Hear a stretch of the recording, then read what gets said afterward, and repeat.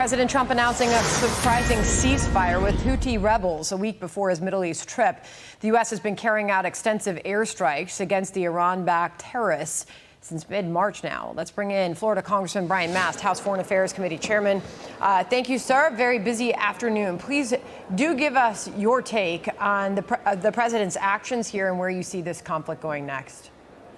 Look, the president's been very clear. There needs to be an end to attacks on United States interests, our vessels, and Israel is one of our interests as well. We see that as our largest vessel in the region, no doubt. And so with the president engaging in this conversation, you have a situation where our vessels are infinitely safer, Israel is infinitely safer, and I would say the Houthis are in infinite more danger, because if the president has to, we have no doubt that he will unleash the full suite of violence that the American military is capable of. Okay, this was Tammy Bruce, the State Department spokesperson under the Trump administration, on Fox earlier today on the Houthis and President Trump's actions. Listen here.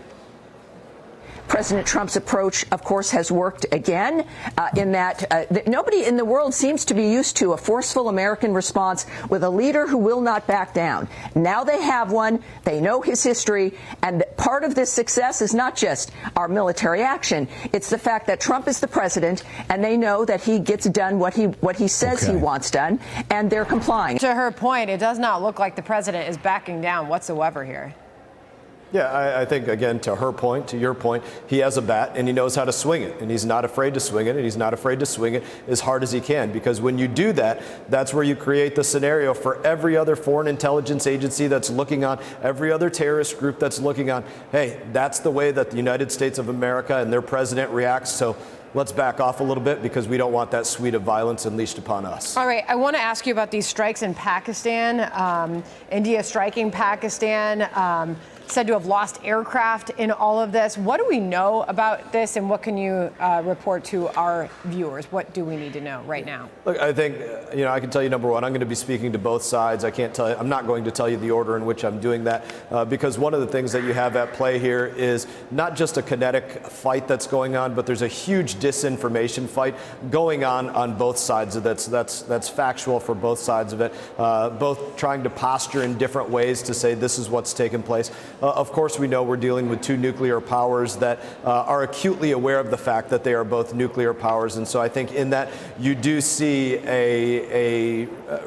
really an approach to this, that they are making purposeful and calculated actions, not simply knee-jerk reactions to the moment and what maybe a population might want. And so I think that's to the credit of both sides. All levels of the U.S. government are speaking to both sides on this to make sure that we can do everything to tamp this down and bring this to a de-escalation as quickly as possible. Yeah, as we know, Pakistan is slamming these strikes, calling them an act of war.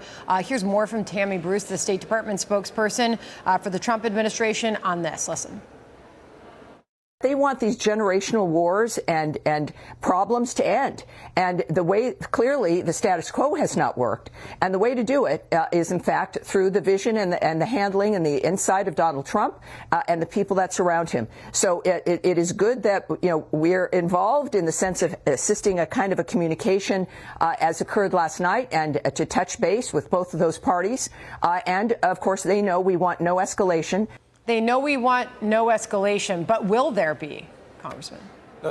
I don't think you can say that there won't continue to be skirmishes that exist there. There have been skirmishes that have existed year after year after year in this Kashmir area that's controlled by both India and Pakistan by a de facto agreement that exists there. But the big difference that we face in this moment is that for the very first time, you had one of these terrorist groups targeting a specific civilian area, specific tourist area, very specifically targeting non-militant personnel. And that's really the game changer that you have going on here. But again, still both sides very cognizant of the tools that they could both bring to bear in this fight. And I think working to make sure that this conflict does not come to that point. Congressman Brian Mast of Florida, appreciate your time, sir. Thank you very much. Thank you. All right. Hey, Sean Hannity here. Hey, click here to subscribe to Fox News YouTube page and catch our hottest interviews and most compelling analysis. You will not get it anywhere else.